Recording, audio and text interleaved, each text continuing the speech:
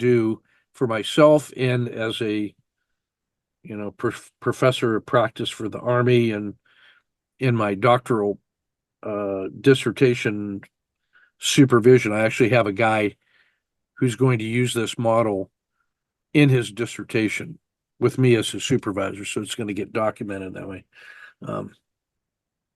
Well, the other thing I'm going to use it for is tomorrow I got a meeting with Sonal Darbar, who is a student and a good friend of mine for 15 years, great trader.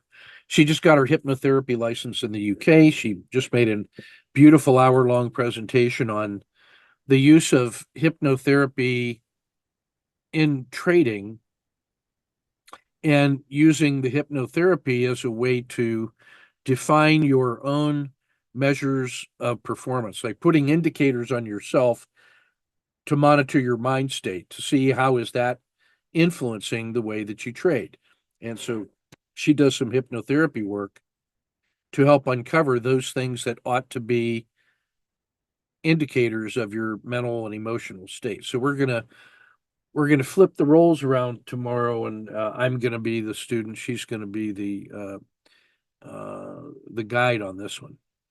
Well, as in anticipation of that, I fleshed out some more of this model. I'm not going to say the rest of it yet. So, what started off as a confident communications model that was starting with the discovery phase and trying to help three different personas: the introverted expert, reluctant leader, and anxious perfectionist. These were people or personas that helped explain why a person might have anxiety with public speaking. So we wanted to develop a confident communications model. And so with the help of AI, developed a profile of each of these three personas, and then 5 measured areas that would tell you to what degree are you an introverted expert, reluctant leader, or anxious perfectionist. The short story on those is that introverted experts would rather just work by themselves alone in writing and don't want to talk about it, certainly not with other people. But if they do, they'd rather do it in writing. So they just don't have happiness when it comes to speaking with others in a verbal way. They'd rather let the work speak for itself. And reluctant leaders turn out to be folks that were experts in some area that got them promoted, and now they're put in a position where they've got new responsibilities that maybe they're not practiced at, or they don't feel natural about, or they are reluctant to declare themselves a leader because maybe they self-assess and they said, hey, I don't really have the qualities that I think a leader should have. And so that inhibits the way that they would speak about their new roles in public. And then the anxious perfectionist would be a person that suffers from analysis paralysis, where I don't feel confident speaking in public until I've anticipated every possible question, have an answer ready to go in triplicate, and have eliminated all possible sources of discomfort when it comes to presenting the material. Well, all of those things could inhibit you from speaking in public. So there were like 5 measured areas for each one of those. And what I asked the AI to help me to do was to come up with an educational strategy that included some cognitive, emotional, and then practical or hands-on material, 3 different modes of learning that would allow us for each one of those 5 measured areas in each one to get better. And the idea would be that at some point, we could overcome the reluctance to speak and at least feel sufficiently competent that we're not embarrassed to speak in public. We may not like it, but so we can overcome this hurdle.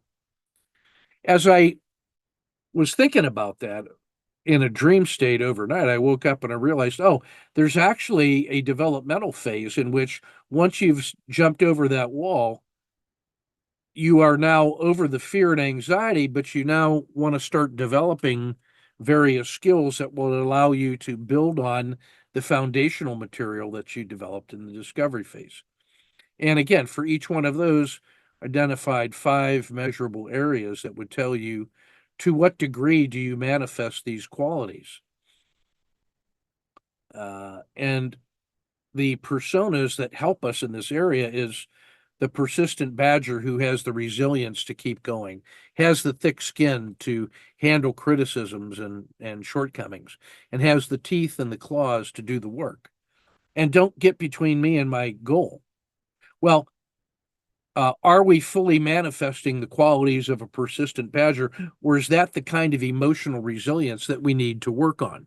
So those 5 measured areas would help you develop those kinds of skills. And again, build an educational developmental strategy that had conceptual, emotional, and practical materials. The mindful scout is being confident that I know what's going on in the world around me, that I've identified opportunities and risks, that I pick the ones that are most important to work on, and that I can focus the effort of my diligent student on the area that has either the highest payoff or protects me against the biggest risk.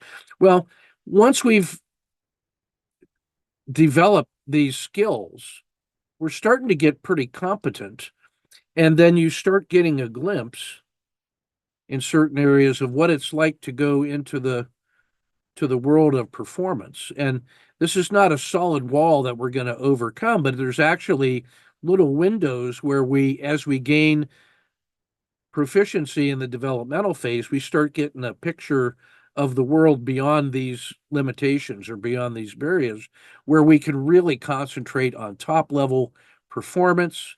Again, because we're fully aligned, we got great tools and artifacts, and it's in support of our team and vision. So the resourceful catalyst would be a person who has, through all of their persistent work and diligent student work and all that, has assembled lots of tools and techniques and resources and teammates and a network of contacts, all of which can be used as building out a team for a project and can help pull things together and maybe leverages some of the things they learned as a leader and to build an effective team. And the Dharma warrior is the idea of a person who has aligned their identity with their mission in the world.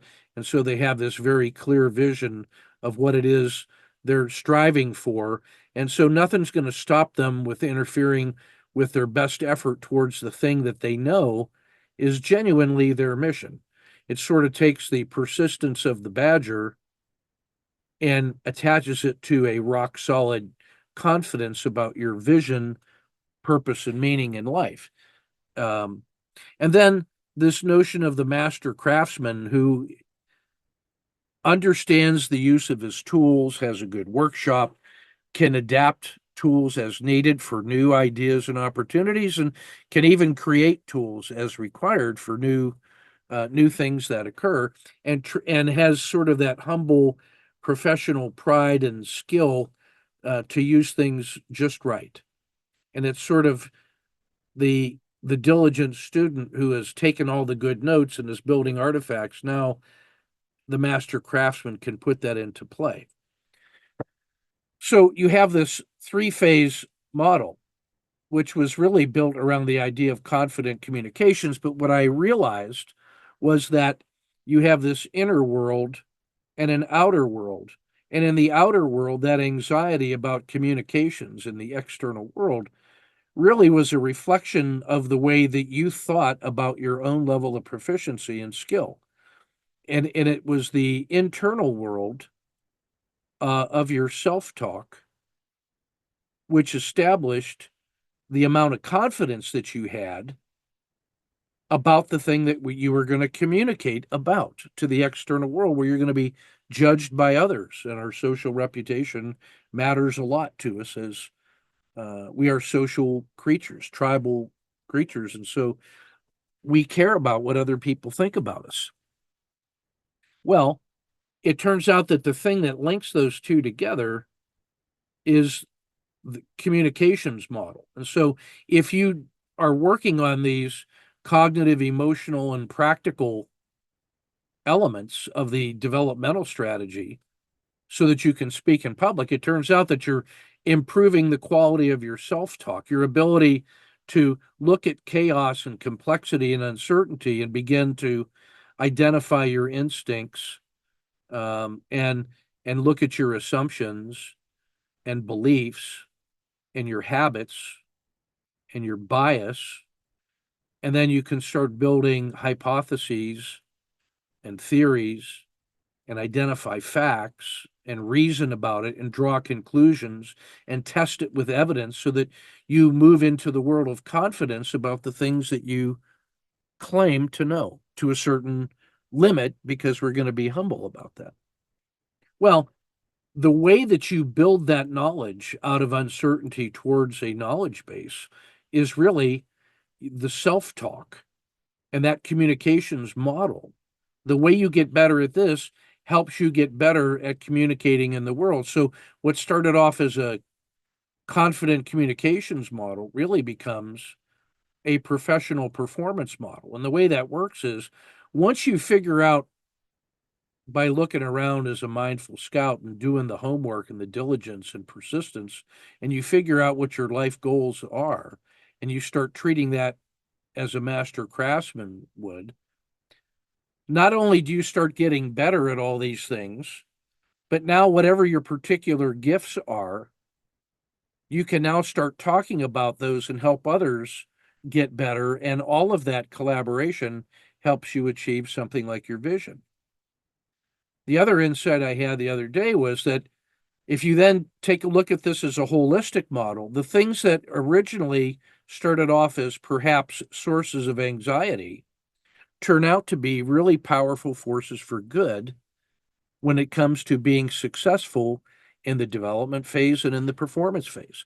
So if you're an introverted expert, yeah, that might make you feel a little uncomfortable speaking in public, but what it also means is that you have a commitment to doing the work yourself, you doing the due diligence, and holding yourself to a standard of knowledge, making sure that you know what it means because you've done the work. And the idea of the reluctant leader is that initially you start off being humble and a little skeptical about your own skills, but you learn to trust the other people who saw something in you that looked like leadership, and they trust your judgment. And they're either all wrong or lying, or you're right. So chances are they're right and they're not lying. And so there is this leadership quality, and we have to be persuaded out of our reluctance until we can become a scout walking point and taking the risk ourselves by being the first one in, and then ultimately evolving into the Dharma warrior who is convinced about what his life mission is. Well, that reluctance is what keeps us humble in the early developmental stages and causes us to really want to master our craft and not to believe our own press clippings, that we are holding ourselves to a high standard. And then the anxious perfectionist really is a person who is committed to excellence and really wants to get it right and is concerned about not getting it right and having others trust you, and then maybe it's not right. And so that anxious perfectionism, reluctant leader, and introverted expertise, which was the initial source of anxiety in the discovery phase, once we get over the negative aspects of that, we get into development and then into performance, it turns out that those things that used to be weaknesses have now been developed into genuine strengths that help us when we're in the performance phase. Well, if that turns out to be a professional development or a professional performance model of development, along the way, I need trusted companions that can act as teachers, coaches, and finally mentors. Teachers for basic skills about how to overcome my lack of skill.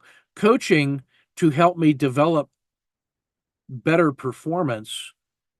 Once I've mastered the fundamentals, I can start using advanced techniques and game plans. And then finally, mentors who can help me with the deeper questions about what is my purpose and how can I learn to build teams, and how do I develop new skills and all that. So this teaching, coaching, and mentoring becomes an additional external support that I get. And then in charge of all that, in my view, is this 10th persona, which is the idea of the internal part of me that acts as my own decision maker, my own guide, and my own executive agent about making the decisions for the team and monitoring where I am and how I'm doing and making sure that things are running on schedule. There is a certain professional shop foreman or the Wild West wagon train trail boss who's going to help get us through the Badlands while we're trying to develop ourselves to accomplish the mission. And then also along the way, and this is the stuff that I added yesterday, I have other people that are on this journey with me, trusted companions and fellow travelers. These are the ones that resonate with me, and your list may vary, but there are some archetypes in here that are useful, and it might be useful for you to go through and say, who are my trusted agents? Whose advice am I willing to take that I've invested trust in? That I take their word, I take them at their word on the most important insights, even to the point where I trust them maybe more than my own judgment. The silent witness is that part of me that knows all my intentions and my deepest, darkest secrets of all the genuine reasons why I do things. That knows the real reasons, the real thing that's going on, and that is available to remind me of myself. My spirit animal happens to be the badger, who sort of personifies those qualities that I need the most in the times of crisis and that I can rely on. The idea of the warrior archetype, the model of the perfect warrior who helps me with living an intentional life and being in service to others. The systems thinker who can look at things dynamically and in motion. Protreptic coaching, a coach who can ask me questions that help me discover how I feel about what I'm thinking, and that can help me navigate around the challenges by asking good questions, not giving me advice, but just casting a light and a different perspective to make me see the other side of the curtain. The hypnotherapist, I'm going to work with Sonal to help me with visualization, and I'm going to be looking to draw out important moments in my life where these personas turned out to be really important or foundational. So we're going to explore some of those ideas tomorrow.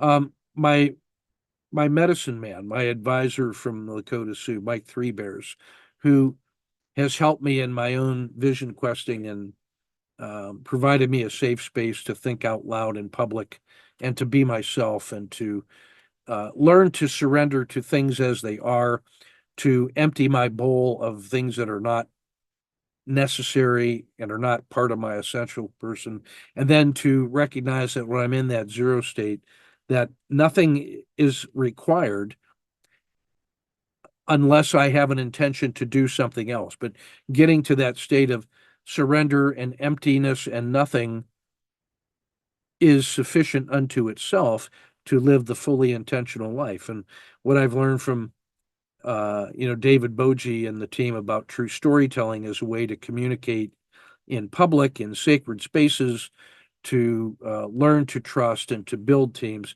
And then holistic coaching, a program I went through that helped me use the wheel of life and say, we've got all of these different dimensions, and rationality is one of them, and emotionality is another one, and family is one of them. But there's all these other aspects of ourselves that go into shaping the multidimensional people that we are. So all of these elements here, I think, are a personal list, but they are part of your life or our life, and they have an impact because they variously take on roles as teachers, coaches, and mentors. They may actually help us in the development of skills in each of those areas. They could be just fellow travelers on the way, part of the team. But my my sense is that this now represents a totality of my personal and professional development model. And so what I'm going to do with Sunal tomorrow is work on this particular one.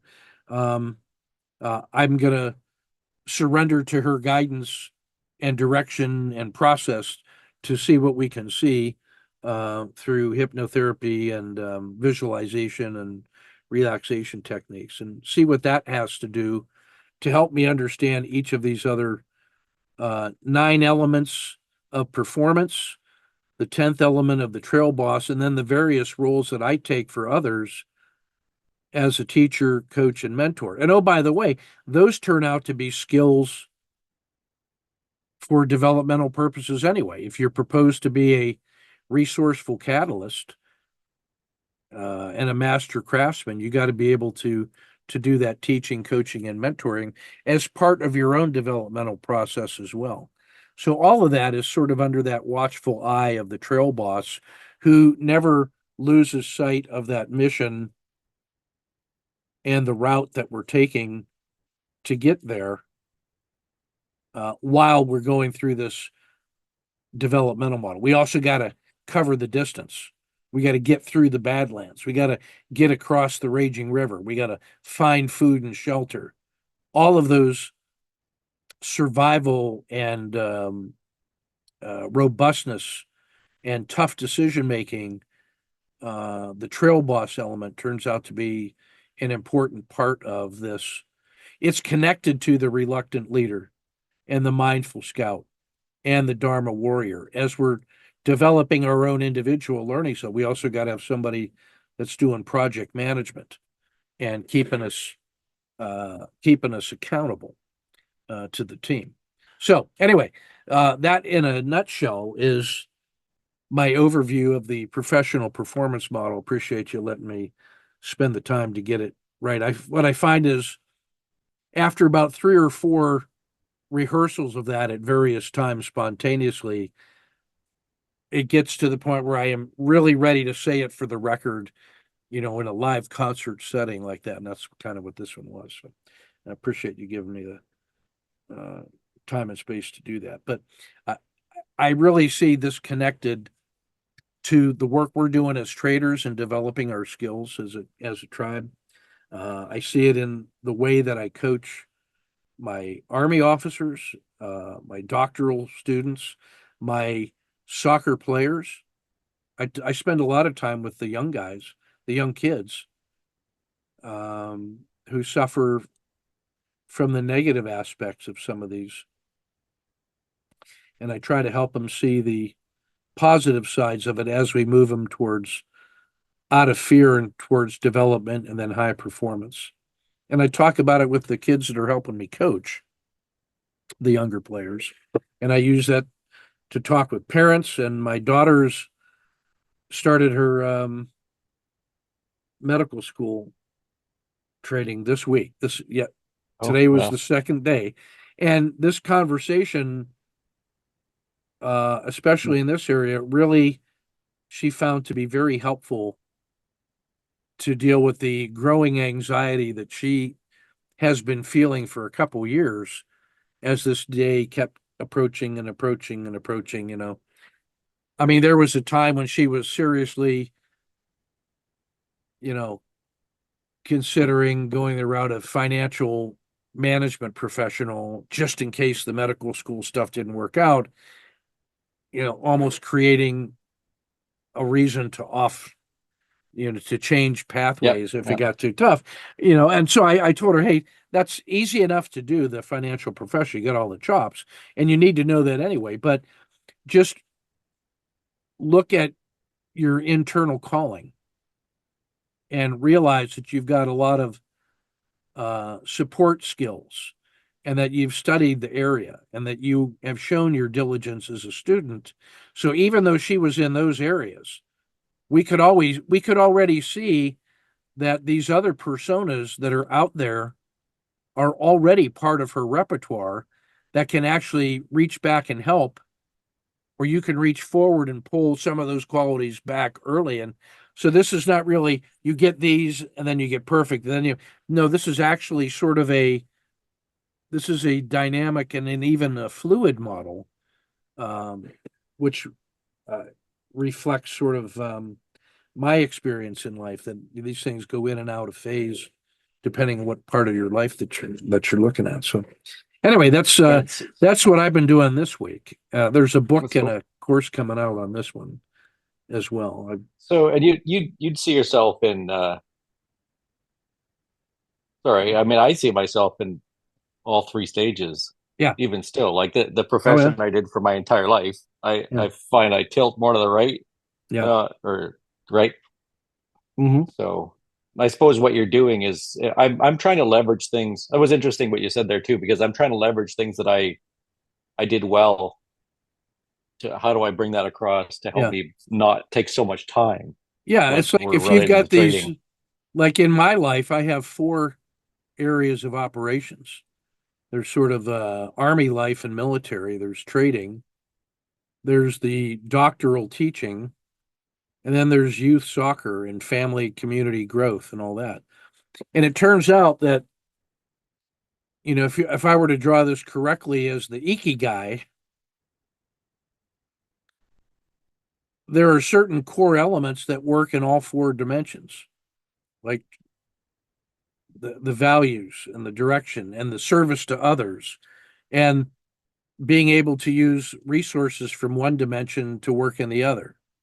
Like I can use trading analogies all the time for my army officers and vice versa, and with my doctoral students and the doctoral students and the soccer kids, and the leadership aspects of growing community soccer and working with little kids is an important way to talk about soft power with army guys, and so on and so forth, and some of the technical aspects of all three of those, and has a performance oriented insights that are appropriate for traders. So what I've really been trying to do is break down those barriers between the different dimensions of my life. And I realize that true leverage comes from finding insights that are operating in all of those dimensions. And I've seen how that's actually what happens in my view when you're sort of a Dharma warrior. You start looking at the world through the lens of your values and your techniques, and it ends up that's how you are in all the aspects of your life. That it's not you're not a separate person over here than you are from over there. You're an integrated, aligned person, with fully expressing who you are in the way that you do everything.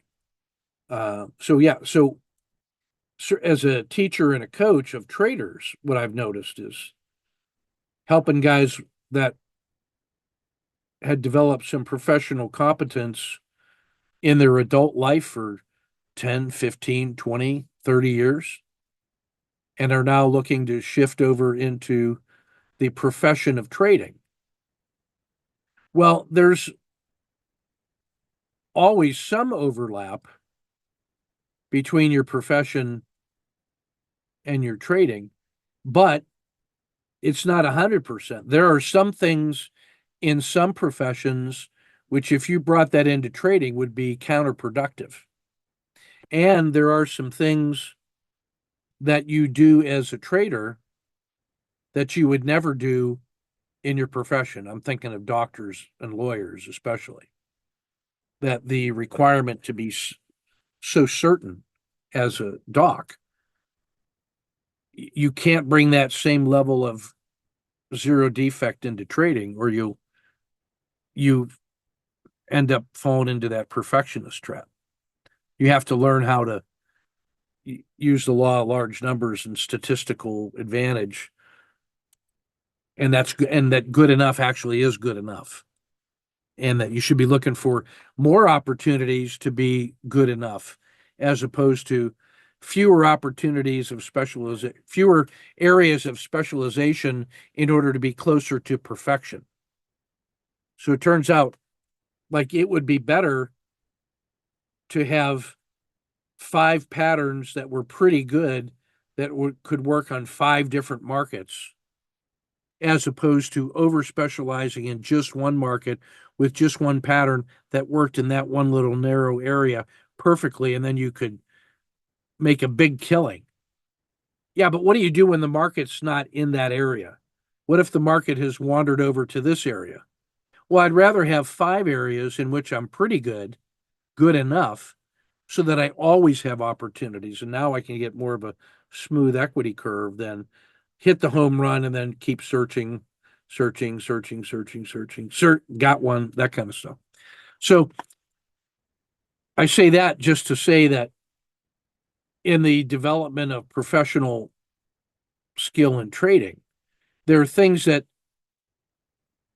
where the profession that you're from and the trading profession you're joining do not overlap.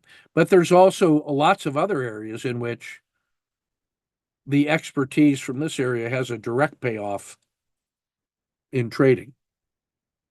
Journaling, rules-based, time management, executive decision-making, ruthless risk management, whatever it may be. Understanding, process analysis or production statistics, that kind of stuff. Easier for me to explain those for industrial manufacturing, which is sort of